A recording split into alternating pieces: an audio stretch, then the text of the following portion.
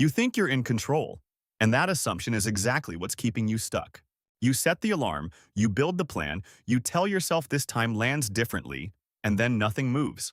Not because you lack discipline, not because you're broken, but because something inside you runs a counter-program every single time you try to change, and you've never once looked it in the face. Carl Jung called it the shadow, and right now, it's the one holding the wheel. Part 1. What is the shadow? Jung spent decades as one of the most important psychiatrists alive, and the idea he introduced in the 1930s still doesn't get the attention it deserves. You are not one person.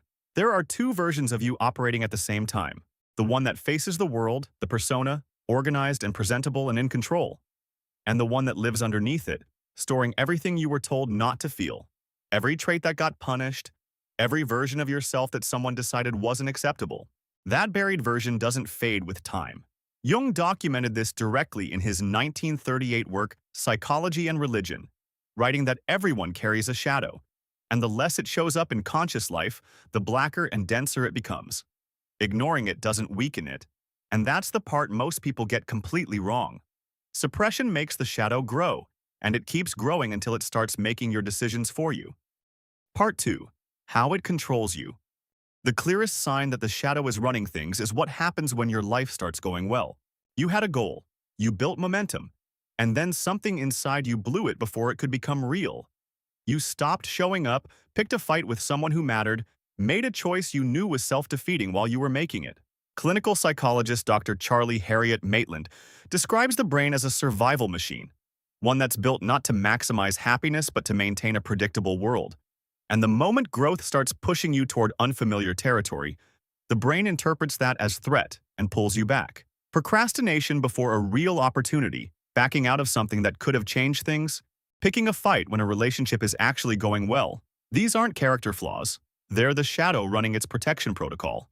The mechanism isn't logical, which is exactly why it's hard to catch. Your shadow doesn't argue with you or reason through its objections. It operates through timing, through emotional flooding, through the sudden need to do anything other than the thing that would move you forward. You say you want success, and the shadow starts quietly building a case against it. You want real connection, and the shadow starts measuring the distance between you and everyone who gets close. You want discipline, and the shadow reminds you, without using words, of every time you tried before and it didn't hold. None of that is fate, even though it feels exactly like it. Part 3. The mirror trap. There's a second way the shadow moves that most people spend their entire lives missing entirely.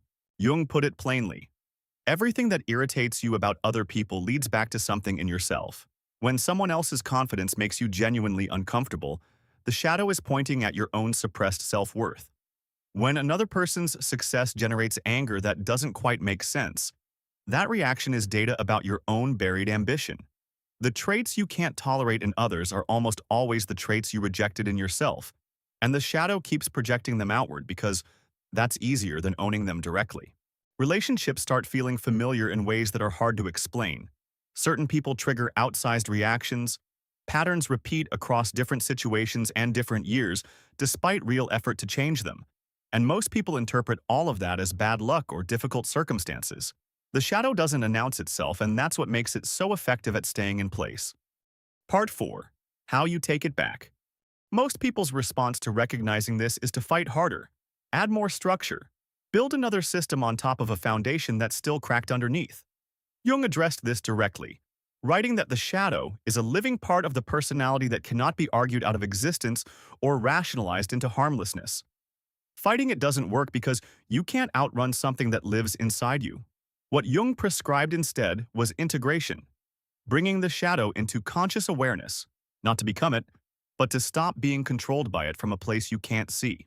The first step is naming what triggers you, and neuroscience backs this up in concrete terms. Research by Lieberman in 2007 found that affect labeling, putting a name on what you actually feel, reduces reactivity in the amygdala, the part of the brain that fires in response to fear and threat. Naming the shadow doesn't require years of therapy to begin.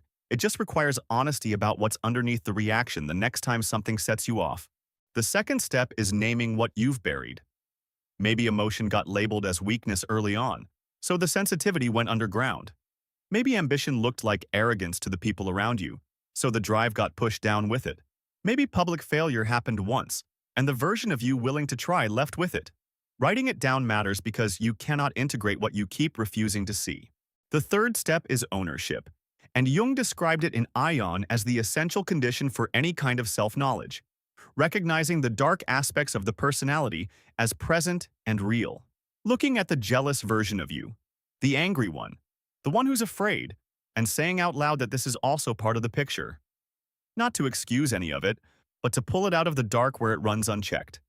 Part 5. The Other Side. What nobody leads with is what actually waits on the other side of this work. Jung documented that the shadow holds positive qualities alongside everything else: natural instincts, realistic perceptions, creative impulses, all of it repressed alongside the traits you were ashamed of.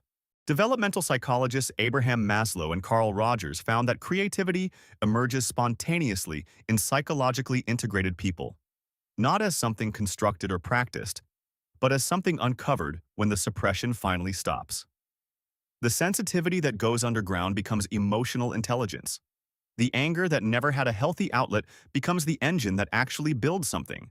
The ambition you were told was arrogance becomes the thing that moves you. And here's the number that should shift your perspective permanently. Research in developmental psychology found that less than 5% of people ever reach mature psychological development.